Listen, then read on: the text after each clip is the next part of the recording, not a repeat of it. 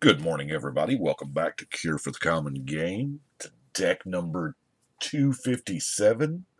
I guess that's what this is. Anyway, I do apologize. It's been like 7 days since I've posted anything. I had went to the Grand Prix this past weekend's first one I've ever been to. It was awesome, and had some other things come up. But anyway, Pavel Chekhov here, or Pavel Maliki, is one of those. I actually picked him out for the two colors. This is another glass cannon deck. It is a one-trick pony. It does one thing and one thing only, and it is easily disruptible. But man, it's gotta feel good when it goes off. So I chose the combo because one's a black card, one's a red card, and I was looking at Mr. Pavel Chekhov here while he was looking for some nuclear vessels, but looking at him and thinking, I don't know how I would actually build him proper. Maybe, all kinds of double mana, maybe just to get him. But I chose him for the colors. And as it turned out, he was the perfect commander for the deck. At the end, I looked over and I went, oh, wow. I had one more card slot, and I was like, okay, I know what card to put in there to make him awesome. We'll get to that. First and foremost, here is the combo. And a little cheesy, yeah, I know. If you don't like infinite stuff, I got plenty of other videos to watch, because that's what this is all about. World Gorger Dragon.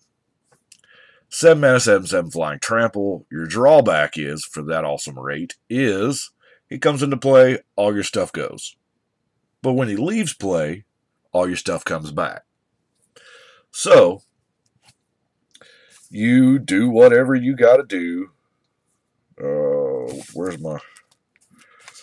you're going to buried alive him to get him in your graveyard, or cathartic reunion, or faithless looting. I mean, you're going to get him in your yard, and then you're going to animate dead. Now, you cast animate dead, targeting the World Gorger Dragon.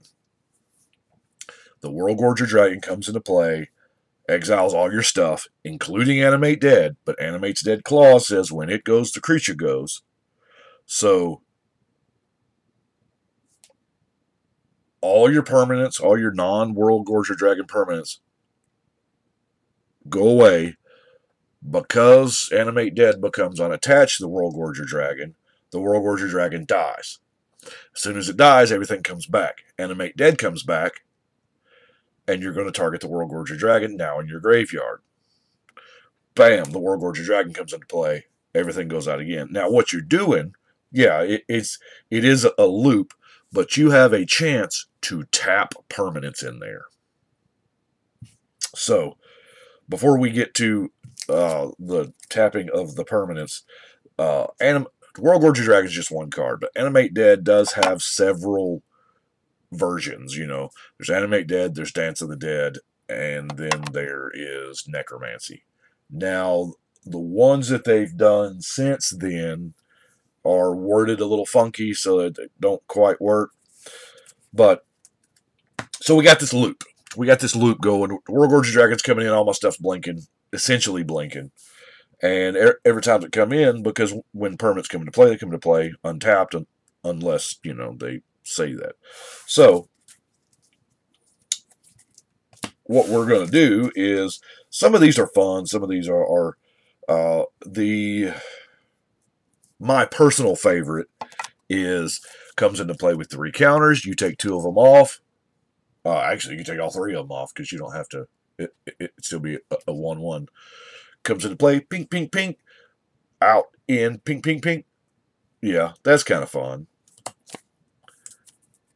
Staff and Nin, that's right. Got my Staff and Nin signed by Dan Scott at GP Memphis. Got a whole bunch of cards autographed. Met a lot of cool people. Met Dan Scott and Mark Teeden and Mark Poole. Aaron Campbell, got to meet Aaron. A lot of folks went. It was huge. I can't compare it to anything because I've never been to another one, but I'm just a filthy casual. Y'all know that. I went for bulk boxes and autographs. That's why I went. And I played in Pauper, where I lost every game. But in it, and I've had a blast doing it. Uh, no other place, no other format. I never thought I would say the words. I looked up and I was like, man, I have no answer for your Kumbaj witches. I guess I die. But Staff and In's another one. It comes into play. You're going to tap it to plink. And it also, Staff and In, that personal howling mind thing, you're going to draw you some extra cards. Now, good old-fashioned Pandemonium. Now, Pandemonium is a double-edged sword, or, well, I guess, why would you only want a sword with one edge? Anyway, you're only going to play Pandemonium when you're about to do your thing, because it is relatively dangerous. But just the dragon coming in, take 7, dragon coming in, take 7. We have, it's not very original, but you know what? Exsanguinate's a real thing. It's a real card. And if your stuff just comes into play and you just tap all your mana, you get all this mana in your pool infinitely. Now, to end the loop, you've got to have another creature card in your yard so before you get started, make sure you have a way to stop. Also, with the infinite mana thing, there's Fireball. I chose Fireball over the rest of the X spells because you can bounce Fireball. That is the weirdest math equation out there on a Magic card. Not this printing, this is revised, but there's one of the printings where it's like deals X damage to Y targets for, yeah, it's weird, but I should have used that one. Fireball is simple to understand, but hard to word. And then we have stuff like, yeah, I'm using Precursor Golem, and I know one lightning bolt kills your team, but this just keeps coming into play, keeps making golems, and there's a lot of other choices. For stuff that comes into play and make tokens, but I love me some Precursor Golem, and there's nothing that's better than going to attack you with 1,000,000 golems. But also doubles up nice with the Pandemonium. Now, since we're going the token route, I had to include Emblem of the Warmind and the Mass Hysteria to make sure we could win that turn, because nothing would suck worse than 1,000,000 golems past turn. Anyway, now,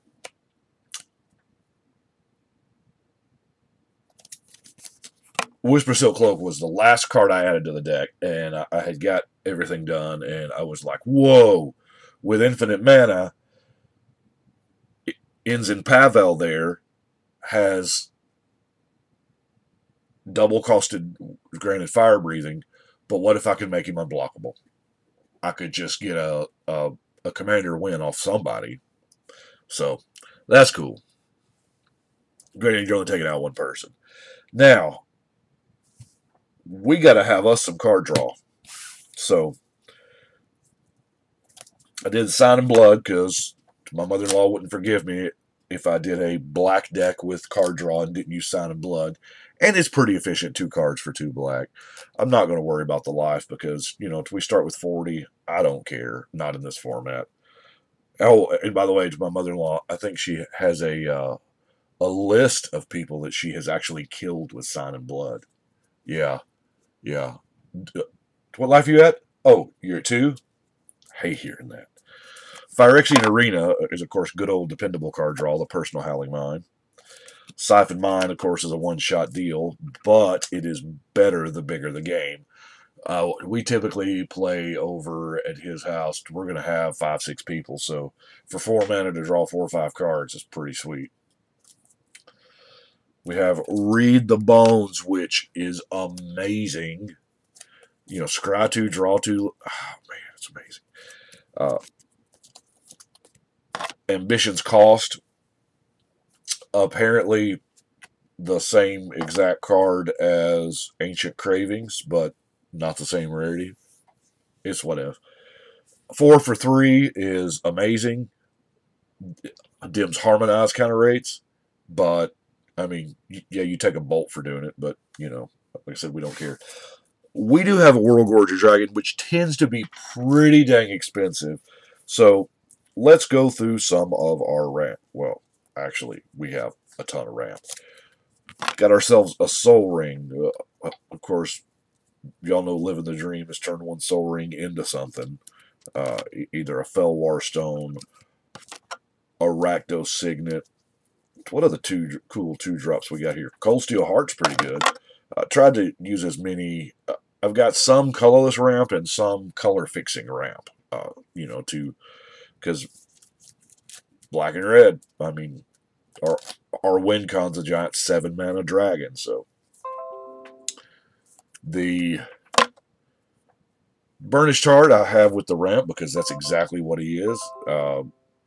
He just he does all the things. I mean, and he blocks. Why are these pop-ups popping up on my thing? Anyway,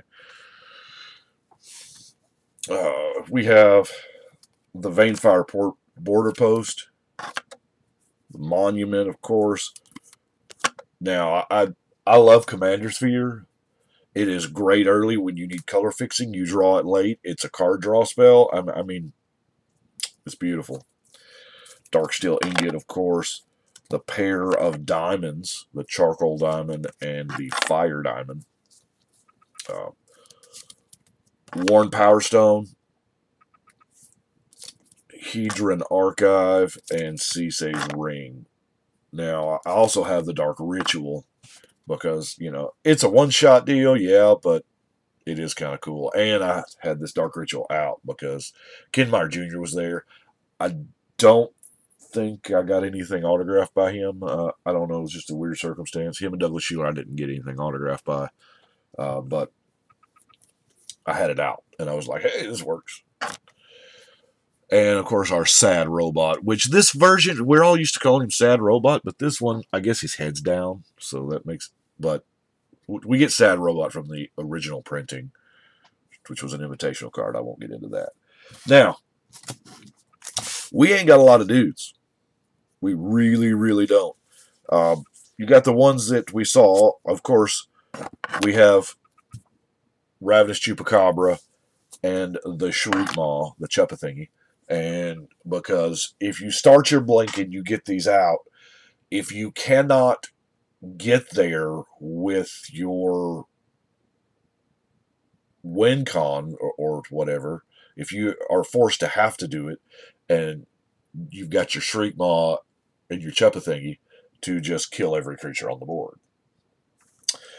Or if you've got your Grave Titan out, you can, you know, make a whole bunch of zombies that are hopefully hasty at the time. I love the fact that the Grave Titan, most of the time when things put zombie tokens into play, they're tapped, but I love the fact that this is not. We have Steel Hellkite as some repeatable removal because, you know, he's decent, he's colorless, he's a flyer. He's like a good utility knife, you know. And Reaver Demon. Reaver Demon is going to lead us right into our removal because we don't have a lot of dudes, so we don't really place a high value on dudes. We're probably going to ramp, draw, set up, and start blowing up the world, and then, you know, do our thing. But we got to not die while doing it. So let's look at our spot removal. Got the Doom Blade, Ruinous Path. Are you so full that you're not wanting to focus? There you go. It's Ruinous Path. Murder. By the way, I know I've said before, how majestic, I don't have another word other than that, how majestic does 3-word text box look? I was so glad that they did not use flavor text. It is just something so simple, so beautiful. And if y'all have seen the previews for M25, you know that Murder's in there, and they added flavor text. They got it all, the text all left justified and stuff, and it's weird, and it just, you can always tell they're trying to really emphasize the fact that it's 3-letter text box when it's, you know, dead centered. But anyway, still a cool card. Just Terminate, good utility card. as is Dreadbore. By the way, Dreadbore is a sorcery creature, or walkers, what it shoots down. We got some, y'all know I bought like 35 in Garrick's Wakes, so it's a good card. Same for Crux of Fate. And actually, it loosely ties. I mean, it's not like we're going to, once the dragon's in play, we're kind of doing our thing. So, but this is before then. We got Barter and Blood to get rid of those, Hexie-proof, indestructible guys. Do have some randomness in, like, damage or little sweepers. Infest, Sulphurous Blast is going to deal 3, more than likely. Chain Reaction. I love me some Dregs of Sorrows, because this does exactly what this deck wants to do. Now, with that amount of mana ramp in the deck, 5 and X, it shouldn't be that hard. I mean, it really shouldn't. But to kill X dudes and draw X cards, now there's no life loss here. There's no other. It just, you kill X dudes and draw X cards. For me, in black, mono black, that's worth X and 5. And, I mean, it's a value at any number you assign. Well, I guess maybe 1 if you did 1. That would be 6 mana. Kill 1 creature, draw 1 card. That's not a value, because there's a common that does it for 5. 7 is 2 and 2, but I'm looking at 10. A 10 mana spell, kill 5, draw 5. That looks awesome to me. We have Decree of Pain, which is another, if you cast it, if you cycle it, it's going to... Now, I would love to cast it because, yeah, drawing them cards, because that's what it's all about. Earthquake, we could, like, I guess, hard times come and you're ready for the night to end, or maybe for the game to end, get on to the next game. You can just Earthquake everybody out of the game with your infinite mana, or you can selectively kill all those saprolings. Have Necromantic Selection. I don't know that I've actually put this in a deck yet. I love the fact that you get one of the creatures that died. So naturally, you're going to wipe the board because you're scared of something. And if you can get back that Iona or that whatever, hey, pretty sweet. And then I have in the board wipe section, Ether Snap, because let's face it, that's what it is. The list goes on of what this hoses. Now, obviously, the most thing that comes to all of our mind is Planeswalkers. Super Friends just goes down. Well, the board goes down. It's a Wrath of God for Planeswalkers. Thalids, I know Thalids are not super popular. The +1/+1 counter strategy is very popular. I mean, I've got probably dozens of decks that use that. But now it does just hit permanents, so you cannot remove your poison counters on yourself. You cannot touch the experience or energy or whatever. And it's just permanent, so you can't, but, you can all kinds of shenanigans with it. But anyway, I love me some Ether Snap. Got ourselves a Diabolic Tutor just for utility. And the last non-land card I have is Arena of the Ancients. Now, I love Arena of the Ancients. I get it a couple times. This is a deck that you don't really... You ain't got to have your general in play to win. I mean, you can. It's awesome, the Whisper Silk thing, but Arena of the Ancients, because a lot of times that Euro Miststalker is a problem. And I have seen a lot of times where they have all this stuff mounted on him, but no vigilance.